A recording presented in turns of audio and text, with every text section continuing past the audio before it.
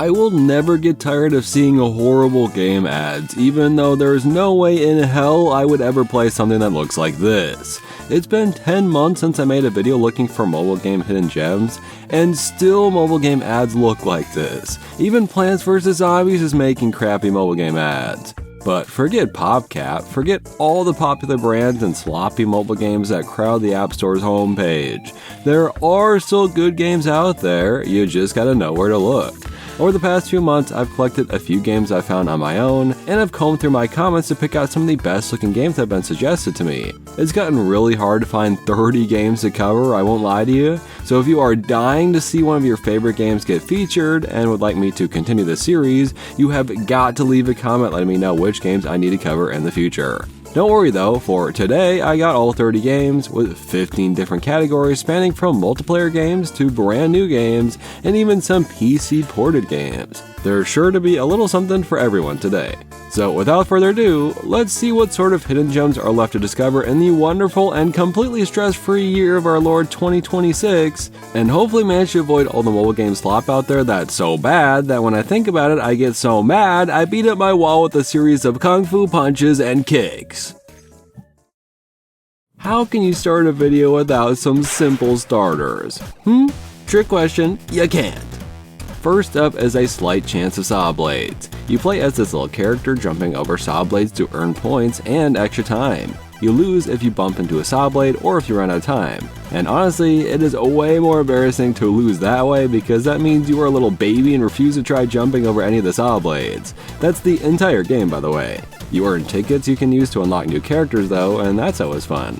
I unlocked this guy named Dino by the end and he instantly became my favorite. This game was built for our simple starters category. This really is as simple as it gets, yet it shines because the presentation is great, it's insanely addicting, and much more challenging than it looks. You really have to train your brain to get used to the angles of the Sawblades. Predicting their movements is key to new high scores. And you'll run out of time if you only jump over one at a time, so you'll have to chain multiple Sawblades because you get extra time back for doing so. I'm mad at myself I never played this game before because I am instantly addicted now. This is an instant classic. And apparently there's more game modes to unlock if you get enough points in a round, so if you'll excuse me, the next 8 hours of my day will be sunk into this game now. I've gotten asked to include Fancade in this series since the very first video, and there's not really a good reason that I haven't yet. I've even played this game before. I was pretty dang far if I remember correctly. Anyways, this is a series of arcade game levels packed into an adventure mode. Each game has a selection of levels to beat, and once you clear them all you unlock new levels and new arcade games. Some of these are so good and in-depth the creators made them their own apps now, so if you really like one of these you can just get the dedicated game. Let's go through some of the early ones. The first one is called Recoil, a game about using your gun to kill enemies and for platforming. Your character can't move, but rolls around from the recoil of your gun. You can even use it to fly if you'd like. Not only do levels get harder and more complex, but you unlock new weapons like this shotgun. It's a wider spread but takes a little time between shots. Recoil is one of the best ones for sure. I think my favorite is Drive Mad, where all you do is get your vehicle to the finish line. Typically in a game like this they just change up the level each time, but the great part about this game is that they change up the vehicle sometimes too, making it completely different to control each time. Roller is one of my least favorites just because I played a ton of games exactly like it before. It is cute that the world gets colored in as you complete these levels. Some of them let you fall off, adding a level of difficulty, and you're a pink rectangular dinosaur, so kinda hard to complain about that. Once you beat these levels you unlock World 2, featuring more Drive Mad and Recoil levels, as well as 2 new games. Long Cat is a puzzle game about filling in the space without running into dead ends, and this one requires a lot of trial and error, unlike the rest of the games on here. There's also Speed King, a game about destroying all the crates while avoiding the obstacles. Not much of a fan of this one, I'd have to say. And that's where I'll stop playing, but believe me, there are a ton more games to discover, and new levels for your favorite games as you go. You don't have to play the levels you don't like, but you have to wait to unlock new levels if that's the case. It's a smart system and it makes for a really fun game. There's way more to do with user-made levels and everything, but this was supposed to be a simple starter. We gotta move on now. I have too many old favorites to narrow down to just 2 games, but these are both ones I've wanted to talk about for a long time now, so let's give them the spotlight they deserve. The developer of Clay Jam actually sent me an early build of their re-release to try out, which was very kind of them. But at this point the re-release is already out, so I'm a little late to the party. This is an old game, one that I personally just never played. It was pretty popular though, and I can see why. I can't think of any mobile games out there with this claymation aesthetic. You draw lines in the clay to guide your little ball, rolling up enemies to grow larger and larger. Definitely inspired by something like Katamari, but still very different. For example, each world starts with a small handful of enemies, and over time you spend currency to buy more of them to roll up, meaning bigger high scores. That's a really smart way to keep players invested. With multiple worlds to start fresh with as you play, there's a ton to do in this game. As far as I've seen, there's no live system or reason to keep you from playing the game, which is a really commendable return to form for an old mobile game revival. Clay Jam is awesome, and it makes me want to go buy some clay and recreate the little characters in real life. Nowadays, with infinite craft around, this game might feel a little generic, but for a long time the Little Alchemy series was the only of its kind, combining elements to make new objects and trying to craft every possible thing ever. They even drew little icons for all 800 items in this game, which is just part of the reason why I love it. I'm not going to show this game for too long because 1, the gameplay isn't too exciting to watch, and 2, I don't want to spoil all the combinations for those of you who are going to play this. I started up a new account to show early gameplay, but I actually had this game installed on my old phone from when I used to play it in class, and I had over 600 combinations, which is insane. If an item can't be used anymore, it gets taken off the list, but even still there are hundreds of things to try to combine, and while some make sense, a lot of this game is just trial and error. I did manage to make a couple new items while recording, but it takes so long in the late game to get new elements. I always imagined the day when there would be so few things to make and I was clearing things out left and right, but I never made it that far. Still, just take a gander at some of the fun things you can eventually make if you're as cool as me, and go get addicted to it like I did. Maybe these aren't as fresh by the time this video releases, but as of recording, these games literally just came out. Welcome to the brand new games category. Mind the Door is maybe one of the strangest games I've ever played. In each round there's 2 doors to pick between, and you have to pick the right one to survive. Pick the wrong one, and you lose the round. Now apparently there's a tell in every level. You can find the tell and pick the correct door every time, but I don't know what the tells are. You can fully look around the room and there's stuff in there, I just don't know what the stuff means. It seems like a handprint or dirty door always leads to death. Every time I found a bathroom, it was safe. And the lighter color brightness coming from beneath the door usually shows you whether or not it's safe, but I have been tricked by this, so it's not perfect. I played like 3 rounds where I died to the very first door, and on my 4th round, I made it to door 100. I don't know if I'm insanely lucky or was really good at the game or what. You guys gotta download this and let me know if it was luck or if it's actually really easy to get that far. To be fair, once you get going, you unlock hints, which basically tells you which door is correct. You get shields, which save you from death, and you can find portals that skip doors, and I found like 4 of them almost back to back. Seeing some of these unique rooms for the first time is really exciting, and I'm sure there's more that I just haven't stumbled onto, considering I only found 1 safe that has a puzzle to solve, and I have to imagine there's more puzzles than just that one throughout the game. You also earn coins you can spend on permanent upgrades, making the whole thing easier to get further the longer you play. I personally love the fake outs. Some doors purposely trick you, and I love the narrator being angry at me surviving so long. This game is funny, it's really charming, and I'm pretty sure you only watch the ads you choose to watch. What a great idea for a mobile game.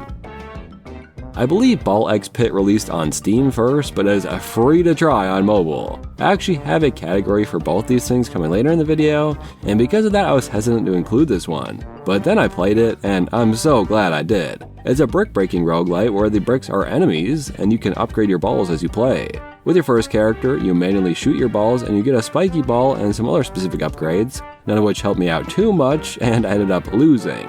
But then I unlocked a new character who auto-fires for you. All I have to do is aim and it'll always shoot projectiles. He also had a fireball that seems super helpful. You get the option to fuse certain items together at times, making for brand new effects, such as this purple laser that can shoot through entire lines of enemies. In this first level, there's 2 smaller bosses to get through, both of which increase the size of the board as you reach them. It also gives you a chance to catch up, which is extremely appreciated. There are times where the whole screen is filled and I felt absolutely doomed, but I actually dealt decent damage, so even just focusing on the closest enemies, I was still able to take everything out. Finally, I reached the Skeleton King, an awesome final boss, chasing you now as you walk backwards to the pit. It is just complete bullet hell with this guy, and his only weak spot is the crown behind his back, so it took a long time to kill him. I was at a sliver of health the entire time. I'm still kinda shocked I never got hit. It wasn't too tough, but there are very small gaps between his bone arrows, and sometimes one of his arms shoots across the stage, and that is by far the most scary attack. Still, after like 8 minutes, I took him out and beat the stage. Let me remind you, this is a demo, and I already unlocked 2 characters and beat the first level, and it looked like I might be able to unlock more if I keep playing. I'm probably going to buy this game though, I loved it, and I don't even like roguelikes most of the time. I really recommend checking this game out. Anglin reached out to sponsor this video, and at first I thought it looked like a basic fishing game, but the second I opened my first mystery box, I got it. Let me show you. Like I said, when I first started playing this game, it seemed pretty basic. You tap to fish, there's an energy system, and games with time restrictions like this are pretty rare. You can't even start without a fishing rod. But then I found this new mystery box feature. After opening a $50 box, whoa! And I can recycle that into more money to open another box. And from there, I can keep the cool ones I like and recycle others to open even more. I have a high chance of pulling a fishing rod from the $50 barrel rather than spending more money just to buy a rod myself. I had no idea, this isn't just a fishing game, it actually gets you more excited than regular social game gacha. Sure, you can fish to earn money, but the real addicting gameplay loop is the mystery box. So why Anglin? Fishing itself is simple and exciting when you get a big one, but there's a time limit. In gacha, there's no time limit. With hundreds of fish, tackle, and sea creatures to collect, a deep crafting and fuse system for endless combos, a quick pick up and play nature built for quick sessions or long fishing adventures, and all of this for free with no internet connection required, this is a great little fishing game that you all gotta join me in playing. Become the ultimate angler and cast your first line now by clicking the link in the description and downloading Anglin today. And thanks again for sponsoring this video, now let's get back to it. I have not bought a game on the App Store since the last time I made a Hidden Gems video, so let's break out the piggy bank for our paid games category. First up is Gambonanza, not to be confused with the Donkey Kong game. It costs $6, so let's see if it's worth that price. I might be the dumbest person alive, but I didn't realize it was going to be a chess game. That's literally a pawn in the logo, and I just thought it was a board game piece, dude. Well, I'm terrible at chess, and still, this got to be my favorite chess game I've ever played. Yet another roguelite, you're in charge of buying pieces and upgrades to win each game. If you have 0 upgrades, it plays exactly like a game of chess, with a much smaller board and only the specific pieces you own. But for example, there's an amazing upgrade that lets you take another turn if you capture an opponent's piece. So with my silly little pawns, I can take out the entire board without them even getting a turn. You can't simply let the game go on forever either. If you take too long, tiles start to fall, which could work out in your favor, which it often did, but many rounds I would have absolutely lost were salvaged because of this mechanic. But of course, there's always a chance it ruins your run as well. I was always low on pieces at all times, so many rounds I just had a single piece to keep myself alive. And when it came to fighting bosses, I wouldn't know how they worked and would just lose my pieces or mechanics anyways. I had this round end in a damn stalemate because our pieces got cornered after the entire board was demolished. If you are good at chess, or at the very least understand the basic rules of chess, you might actually be good at this game. And don't get me wrong, I actually love playing this, I'm really glad I bought it, but just imagine if I understood how it worked. Then I'd really love it, I bet. Planet of Lana is a full indie game and therefore costs $9, just keep that in mind. But I love a game with a beautiful art style, so I felt I had no choice once I saw it. The game starts out in this beautiful, bustling village, and right away I thought it was really different to be running to the left. Almost every game like this is the opposite.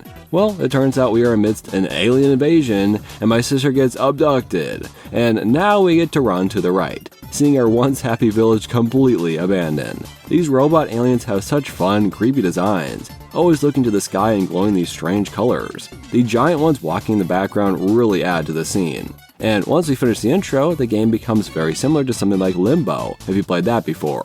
You complete puzzles and little stealth missions against monsters and aliens.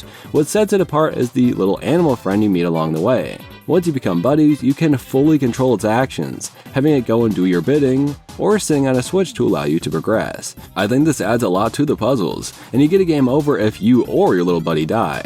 Without a doubt, this has one of the most beautiful art styles in a Limbo type game that I've ever seen, and these aliens are so interesting to me I am dying to play the rest. The point of these videos is not to show you what happens from start to finish, I want to give you a glimpse, get you hooked. and then you go out and join me in beating this game from start to finish. I did play it all in one sitting, and you will not believe how deep the story and lore of this game goes. This isn't the type of game you want to watch someone play. That would actually be pretty boring, I think. This is a game for you to experience, and if you love it, don't worry, there's a sequel too. I leave you with this final scene, the massive mothership in the background glowing its scary colors, and I'm willing to bet the ending of this game will be inside of that ship, dude. There's something so charming and beautiful about a game with good pixel art, and I found a classic, highly detailed looking art style and a more unique take on what pixel art can mean. Hopefully it makes for a good category, I suppose. Since we just covered some paid games, let's get another one out of the way. For $3 you can own Witch Eye, a game I can't really even categorize into a specific genre. The opening cutscene has pixel art so damn stereotypically classic that I knew I had to include it in this category the second I started it. But the actual levels within the game are way more detailed, I feel like. Rather than controlling a witch, you get to be her eye, swiping in the direction you want it to travel. The eye is pretty dang durable, being able to knock out enemies by bumping into them. So most enemies have a projectile or spiky armor to hurt you. Eventually there's even spiders to web you up and take away your mobility for a second or two. Every single level either has a mini-boss or full-on boss fight, which is pretty awesome. It locks you in a room with them and you earn a key by beating them. So either you'll discover a new enemy, a stronger version of an enemy you've encountered before, or a big boy boss, like the giant spider that nearly killed me. Additionally, in each level there are 4 gems to collect for the completionists out there. This game's on Steam too, but feels like it was made for mobile. Swiping with your finger just works perfectly. It's unlike any platformer I've ever seen, and is well worth the $3 I spent. Going as simple as you possibly could, we have Spout, a black and white pixel game where you dodge asteroids and projectiles while trying to earn new high scores. You move around with some sort of jetpack, which can also chip away at obstacles and kill enemies if you aim it correctly. It's really satisfying to watch. As the entire point is to just go further and further, you'd think the game would get really hard after a while or would speed up or something. But in my experience, this is actually a much more chill game. You move at whatever pace you'd like to. You're almost discouraged from going too fast because if you do, the obstacles load in slower and you can barely see in front of you before it's too late. I think it's trying to emulate an old game style, even looking like you're playing on a CRT screen or something. It's as simple as can be and surprisingly addicting. As I always say, sometimes when it comes to mobile games, the simpler, the better. There's some developers who have made so many amazing hidden gems that I've covered half their library of games by now, and the 2 developers I've chosen have just released brand new games, so that means I have got to freaking play them. Welcome to the favorite developers category. So apparently the creator of Super Cat Tails watched my Hidden Gems compilation and I didn't even notice until today. That's such an honor.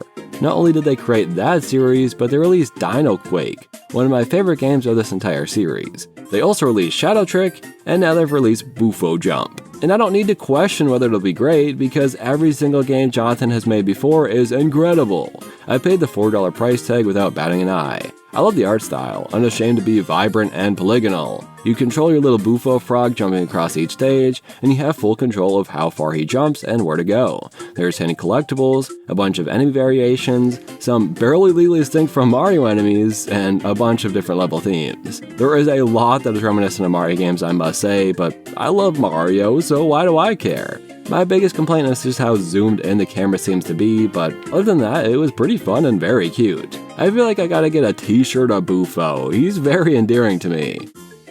When it came to covering some card games for the first time, I looked for actual hours for games I thought looked appealing to me. And somehow after all that time, the 2 games that looked the most fun to me were from the same damn developer. One of those games was Card Crawl, which just got a sequel, and I've loved all of Arnold's games so far, so I'm excited to see what's new.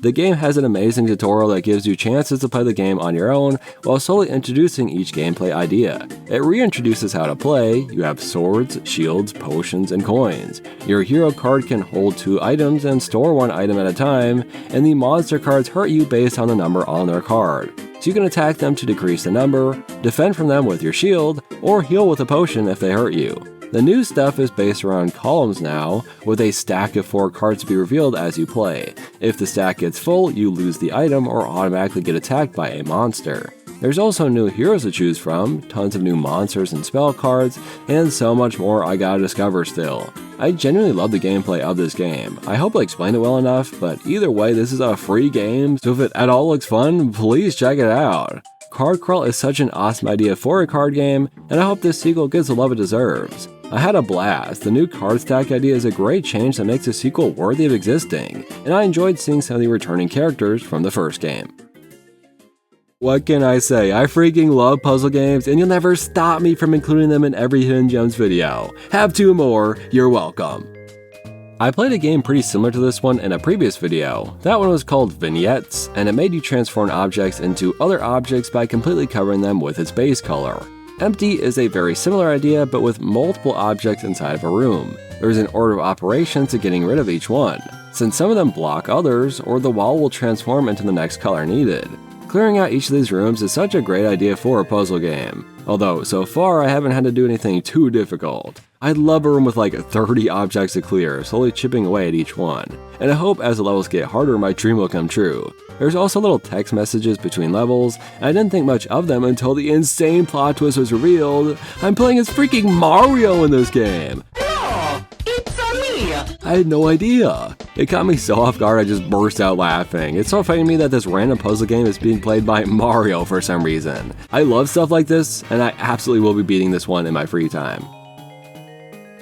We have another frog game to try, and in hindsight I should have made a frog games category today. But Frog Block hooked me the second I saw the gameplay. As someone who loves Monument Valley, another game with optical illusion themed puzzles is always something I'm gonna want to play. Plus, you get to be this guy.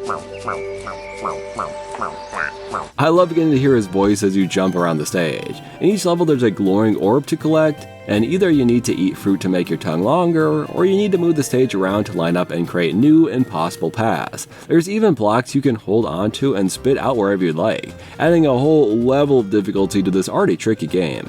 One level in particular especially broke my brain, where a block with no path can be covered by a fruit, allowing you to cross it. I don't know how that works, but I have to imagine this would lead to some insane future puzzles. With hidden stickers to find in these levels on top of the really fun level design, Frog Block seems like an incredible game with a really nice art style, and as always, the first 10 levels are free and you pay to play the rest. So go give it a shot and see what's worth the full price.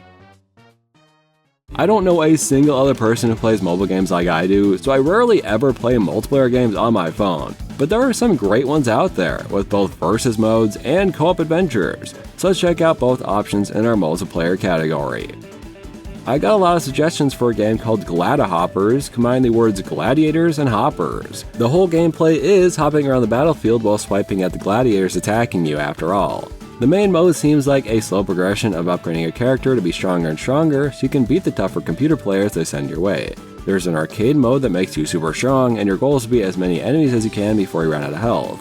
And of course, there's multiplayer, and while the servers are somewhat dead these days, I did get to fight someone, and I did beat them twice. I would have another time, but an ad interrupted our sparring sessions, so I'm out of here.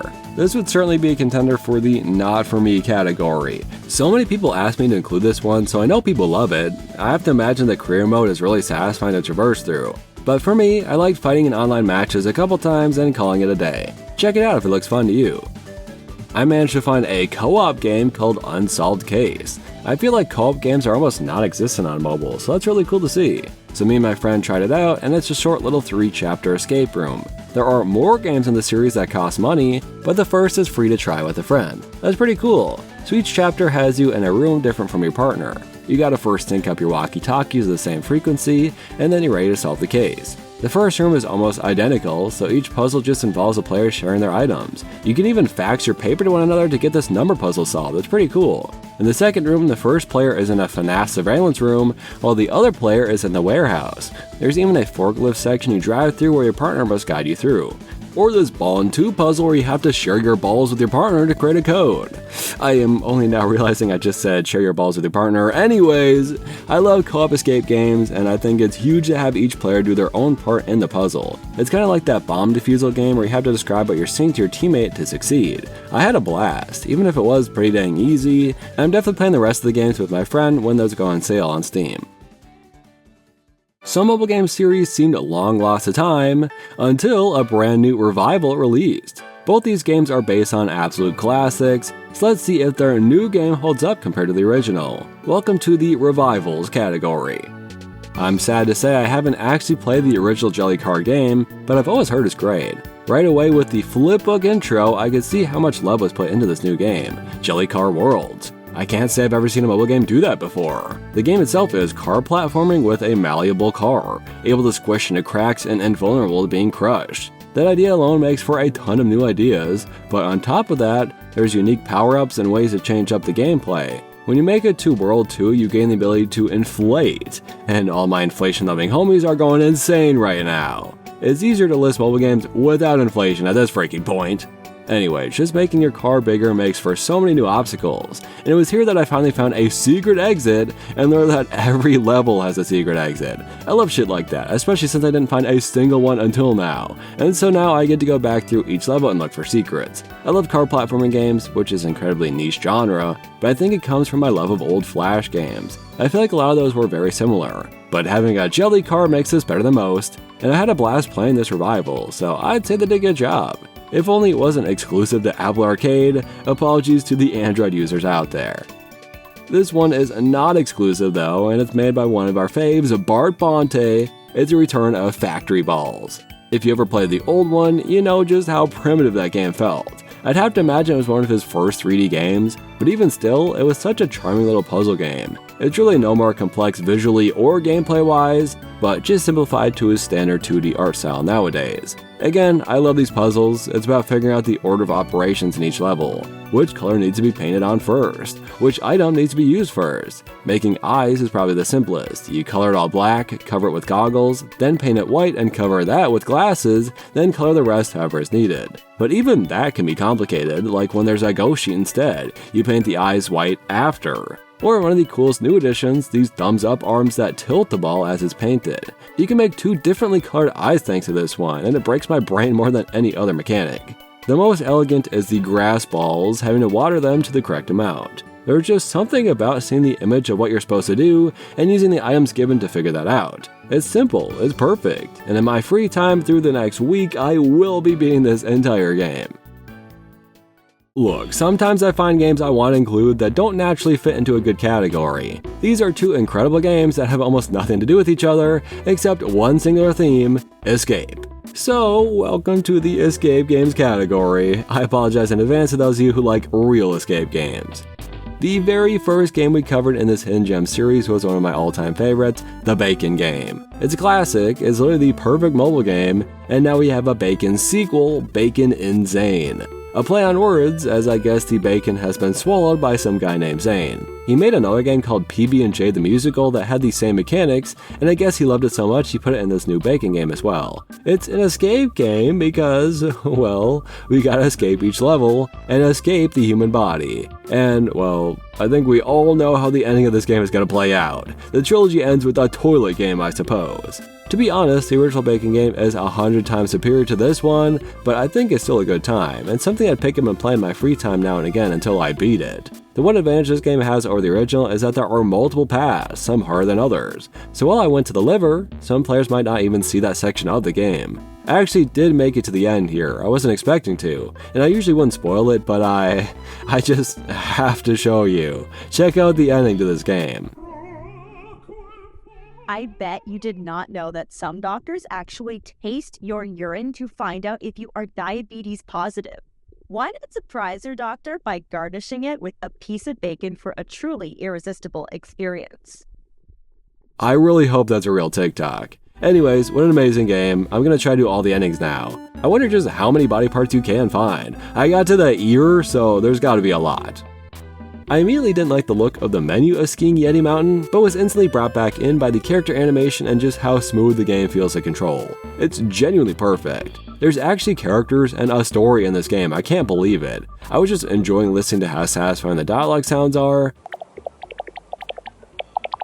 when I suddenly heard a scream and found out why this is called Yeti Mountain. I love how a new guy swoops in immediately after and is an asshole compared to the chill old dude. I am hooked right out the gate, and it certainly helps if the game is fun on top of that. You have to slalom back and forth between each gate or you lose a level. There's a soft time limit that determines the coins you get at the end, and there's obstacles like ice patches and little cliff jumps to make each area harder than the last. To be honest, the game is fun and feels great to play, but I'd probably be done after I finish recording footage for it here. But thanks to the story, I gotta see this Yeti. I've been on edge the entire time I've been playing. Since there's no music, you hear a distant roar now and again, and even some birds fly out of the trees sometimes to fake out jump scare you. That, or I'm literally just a baby and the birds are for ambiance. But I think a Yeti's coming any level now.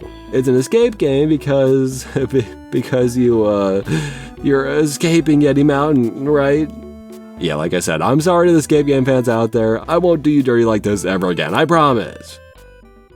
I'm not sure how this happened, but people suggested 2 amazing hidden gems that just so happen to both be about a bunny. So I guess that means we're making a bunny games category. You might not expect it based on this cute bunny sprite, but Poor Bunny is a bullet hell game. As you play it, more and more obstacles get added to the stage, and it becomes harder to dodge as time goes on. Your goal is to collect the carrots that pop up so you can unlock new bunnies, and I got some pretty cool ones in the short time I played. There's 4 different areas, each reskinning the obstacles to fit the theme, which was a great touch. My favorite and best one was outer space. I ended up surviving for 2 whole minutes. It really looked easy just watching, but I promise you it is harder than it looks. One time I had 3 wrecking balls spinning around, and that was a real nightmare. I think the co-op mode might be the superior way to play, as you can revive your teammate a little after they die, though the controls for the left player are very strange. But this is a short and sweet little game, as all bunny games should be. This one's called Yeah Bunny, and is also a pixel art bunny with platforming, just minus the bullet hell. Instead it's an auto runner, and you only control the bunny's jumps. It's got all the standard stuff, 3 secret collectibles, wall jumps, Goomba-like enemies, and of course, a giant fox king to chase you down as your first boss. Auto runners add a level challenge unlike most normal platformers. Not being able to slow down or turn around really makes a game like this that much more difficult. I had to replay the stages a lot because I'd either die or miss a collectible. But your currency can only be spent on reviving yourself, and I think that's a great trade-off. Anyways, let me know which of these bunny games you prefer. I'd personally choose the first one myself. I get comments all the time asking about good PC games that have been ported to mobile. So here are 2 games I played on Steam first before discovering you could get them on mobile too. I got strangely addicted to Nubby's Number Factory when I first got it. It's a plinko game where you have to earn enough points each round to survive, with roguelite upgrades to help you progress. A plinko game that, a lot of the time, boils down to lucky rounds. But when you have a good setup, when you have just the right power-ups to do extremely well, it's a great feeling. I'm usually really bad at these types of games, so when I beat it for the first time, I was incredibly proud. And then I tried doing some of the additional challenges, and I really couldn't handle it. This game is hard, especially if you don't know what you're doing. But again, when you get a really good round and you're earning tons of points and demolishing the board, it's the best feeling in the world. Granted, now that I've typed this into my script, I've got to play this damn game over and over until that happens, so I'll see you 3 hours from now. But this is a great game to pick up and play in short sessions, and is a no-brainer to be added to mobile. I'm pretty sure I bought Scritchy Scratchy the day it came out and spent like 5 hours playing it. It is a miracle that I somehow don't have a real-life gambling addiction. But if you love trying your luck at scratch-out tickets, you can now do that in a cookie clicker style game. The whole point is to prestige again and again so you can buy upgrades and make the entire game easier. At first I didn't think I'd like that aspect. The whole fun of the game is scratching your lottery tickets, duh.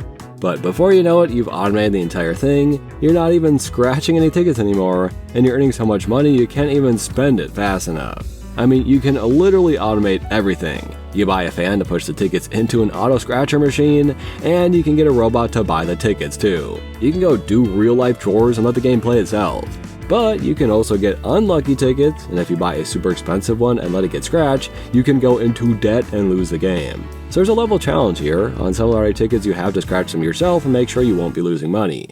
You can upgrade your luck and basically never see these unlucky tickets, but it does keep you from just haphazardly scratching these things. Anyways, at the end of the day, this is an incredibly satisfying game to prestige over and over, and again, it makes complete sense to play this on mobile, where you can even use your finger to scratch these lottery tickets yourself. Amazing stuff. I have featured a lot of games in this series that feature a free trial at the beginning of the game before requiring you to pay to play the rest. It's a very popular mobile game strategy these days. And there's so many, I figure we might as well give it its own damn category. Easy Delivery Co. could have been a part of the ports category as well. Although I've never played it on Steam, but I've seen it and was curious to try it. That's what makes these free trial games so perfect sometimes. You play as a delivery driver, taking jobs picking up packages and delivering them to other stores. It's sort of like Death Stranding but with a car, as the package can fall right off your car if you're not careful enough. And since it's the dead of winter, if you're outside too long, you freeze up and die. And I know this is so dark you can probably barely see it, but I spawned to like the back rooms or something. It's very strange. But in the demo version, you can visit 3 of the towns and seemingly deliver as much as you want. The story comes in from running into other NPCs, like when I went and got an energy drink for this guy out by his campfire. I doubt there's much of that in the free trial, but what's great is you can do the main gameplay to your heart's content, and even see if you like delivering the packages in the first place. For me personally, I can't say I loved it, and so I'm glad I didn't buy or have to refund this game. But I'm sure plenty of you out there are excited to go try it for yourselves now. I've had this game downloaded for months, just waiting for an excuse to play it. There's multiple in the series, this one being called The Art of Fauna. Sadly, only 10 levels are free to play, but you're going to get an amazing idea of whether you like this game or not. It's a puzzle game where your job is to line up each section to the correct placement and complete the picture. Since it's a fauna-themed game, they're all pictures of animal life. The first puzzles are incredibly easy, but still, just look at the art of this stuff. Every single piece in this game is beautiful. As you go, suddenly the puzzles are split in half. Now it's just one level more difficult, and these puzzles took significantly longer to finish. And right at the end, it splits into 3 sections, finally giving us a genuine challenge. I call BS on the identical blank pieces on the octopus puzzle, but otherwise everything else is fair game. It's a game about looking at cool art, solving puzzles, and learning about each one, so if you don't like that, obviously it's not the game for you. But if I hadn't played this, how would I have learned that ringtail lemurs have stink fights? I have those with Stinky Steve on the daily. Anyways, I don't love the pricing structure of this game, and $10 is a lot for what this is, but I do love this sort of game, I won't lie. It's tempting, and only because I got to try it in the first place. We've already tried a few platformers in this video, but I found a couple more great ones I couldn't stop myself from including. Let's make our penultimate category all about platformers. I can't say I've ever heard of a Jerboa or seen a game that features a Jerboa, but one thing that they're famous for is jumping, so I suppose that's exactly how they came up with this concept. It reminds me of Super Meat Boy a little bit, just with more short, concise levels. You're meant to collect each yellow diamond and make it to the end without dying, and if you do die, it loads you back in quickly, as you're meant to lose stages over and over before beating them correctly. Each world has 9 levels, usually adding 1 or 2 new concepts in each one. They added keys and platforms to alternate with your jumps in the second world, and enemies in the third world. You can't jump on their heads, but you can kill them in any way you yourself would die, either by being crushed or landing on spikes. I thought this was a really fun time, and the ads aren't intrusive at all, which is a blessing in modern day gaming. I'd highly suggest this over most of the platformers I'd cover in the series. Where's Samantha is a great game with a wonderful Stitch-looking art style that only came out 5 years ago or so, and already it's broken on the App Store. It definitely has working versions, either on Switch or through an old APK, but I figured I should make that clear as it didn't work when I tried to play it personally. So again, the whole game has an amazing aesthetic, truly a work of art on its own, but it has some pretty insane mechanics. As a puzzle platformer, you start out as just a single red square, but can split yourself in 2. With this mechanic, you can control both, or combine back into a singular blue form. Sometimes you need to weigh more to solve puzzles, while on the other hand, sometimes you need to push 2 buttons to proceed, stuff like that. A lot of these puzzles are color coordinated as well. Blue platforms and red platforms indicate which form your character needs to take. You eventually find new colors as well, and once you find purple yarn, you get 3 little red guys now, or 1 massive purple guy. Wait a second, purple guy! Anyways, I love the idea of this game, I love the art style, and still I'm left asking myself, where the hell is Amanda? And who the hell is Amanda? And why the hell is Amanda, of course. We've made it to the last 2 games, and as tradition, I end these videos by covering 2 amazing games that everyone has already heard of. They still deserve the spotlight though, and that's why they've been included in our not so hidden category. What a classic, dude. Everyone knows Smash Hit. It's unlike any mobile game out there. You collect balls, you smash glass, you survive as long as you can, and do you eventually beat the game? I personally never got to the end. Playing for this video, I got through 4 checkpoints before running out, and for me, I thought that was pretty good because I haven't played this game in years. When it starts going really fast and you're barely smashing the glass before your face slams into it, it's exhilarating. Like I said, there's nothing out there like this. It kind of feels like an amusement park ride on mobile. But rather than shooting water or digital green shells, you get to break glass and make it to each checkpoint in the game. And someday, I'll make it to that 12th and final area of the game where I belong. Last and certainly not least, a game I've had in the script multiple times in the series before replacing it with another game, we have Badland. I love this game, and any excuse to play it again is a real blessing. The backgrounds are beautiful, but you're always focused on the silhouetted foreground, with your little character flying through each stage Flappy Bird style. Your goal in each level is to save as many of these creatures as you can, and trust me, that is an insanely difficult task. More often than not, I have one guy left at the end to save, and it's a real miracle if there's an actual group making it to the end. But if you played this game, you understand why. It's so tough to control all of them at once, especially once the power-ups are introduced. Some change the size of your characters, making them giant or tiny to fit into small spaces. Some change your speed, making you fly super fast and the stage auto-scrolling at the same pace, or you can slow it down to a snail's pace, having to keep your character's level for much longer. Everything is a trade-off. No one power-up is helpful to you, and at any point in any level, you are seconds away from being crushed or sliced or blasted. It's a brutal game,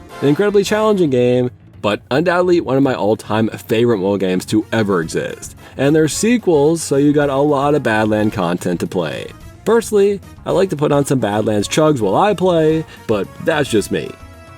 Just like that, we have 30 more games, totaling our hidden gems to 150 games now. That's wild to think about. Coming back to this series felt so natural. This really is the exact type of video I've always wanted to make on my channel. People seem to really connect with it too, or at the very least, love sharing and suggesting games to include in these videos. I made a post asking for games, and I got way more comments than any other thing I posted this year. I really hope that there's more attention on this video to warrant me making more in the future. The only reason I stopped was because I was a tad burnt out, making 4 pretty back-to-back at the time. But did I really stop? I made a video about the best new games of 2026, I tried making a Steam Games version, but both kind of failed, and I suppose reinventing the wheel was probably the wrong choice. This video might do poorly too, I have no idea. But if you like this series at all, if there's a game you want to see I still haven't covered, don't stop suggesting it. I would love to get to them all, and all I ask in return is you leave a like and comment on the video. It's the only way to keep the series alive. And I thank you all who have seen each of these videos and still want more. Anyways, all this is to say, 2026 has not been kind to my channel, and I need your support more than ever. I have a Patreon and channel membership if you're willing to help out. Thank you to my current channel members, Patrick Byerjean, Keep, Callum Ford, Timur Kernab, Aaron the Ghoul, Freakish Smile, Lewis, MGR Damadan, Einerjar, Jonathan Biscoff, Kirby Fanreal 1992, Green Man Yeah, MacDax2, Lavatane Chillin', Test Monkey, Ortsethos 9250, Jeb the Legend, OK, Whale Hujeri, Bobcat 217, Skibbity, Sleepy Boy 74, Razor BVG, Jim from Angry Birds. How the hell did he find me? And Pause 2. Man, finding 30 games that I personally love has gotten so hard. I know there's really good games out there that are good, but just aren't my cup of tea. I really gotta include the not for me category in each video from now on, I think, or else I'm never gonna find 30 games next time. It makes for a long video, that's for sure. Maybe I should try only 20 next time? Let me know what you think about that, and thanks for watching.